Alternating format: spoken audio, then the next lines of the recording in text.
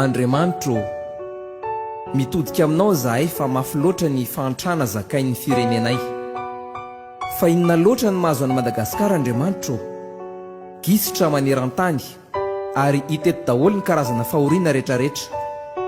Mafy loatra ny kapoka sy ny fisedrana mahazo anay. Tsy zakanay intsony ny azo fijaliana, ny zioga sy ny kapoka mangidy iainanay isan'andro. Voaozina ve zahay sa totombitana? Izay efa mivavaka foana ho an'ny firenenay, kanefa raha oviana renao Andriamanitra vao iaino sy hamaly vavaka. Fa dia Krismasy, andro mampalahelo ohatran'ny isan'andro indray no iainana amin'ity taona ity. Kanefa ho andry zareo mpanan-karena sy ho an'ny firenena mandroso dia Krismasy, fety be, Krismasy, andro malaza.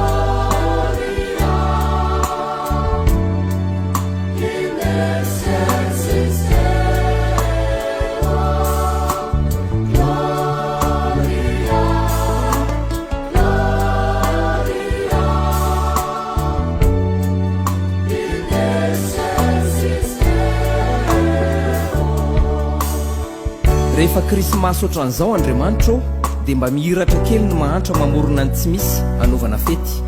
Fa mba eo koa ireo manampy, mizara, mitsinjo sy miantra, ka mangataka aminao ny gangsta hoe maninona mora atao Krismasy foanafoana, isan'andro, amin'izay mba manao fety, isan'andro, amin'izay mba falifaly, isan'andro, amin'izay mba metimety, isan'andro, Krismasy foanafoana, isan'andro, dia amin'izay mba adino ny fijaliana. Krismasy foanafoana, asureny kaly atoandro, dia amin'izay mba adino ny tsy fisiny. Krismasy foanafoana, tsy ankijery toninandro, dia amin'izay mba adino ny fahoriana. Krismasy foanafoana, ninninona vaninandro, amin'izay tsisy fangiry firina.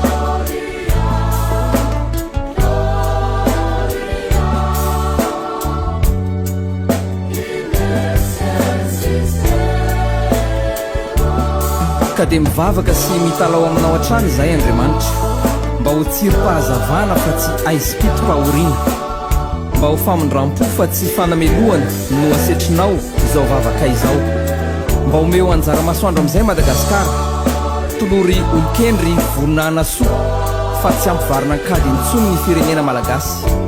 Kanefa na izany aza Tompo, dia fantatray fa tsy ny sitraponay no atao fa ny sitraponao. Amin'ny anaran'i Jesosy Kristy zanakao no anaovanay izany vavaka izany. Amen.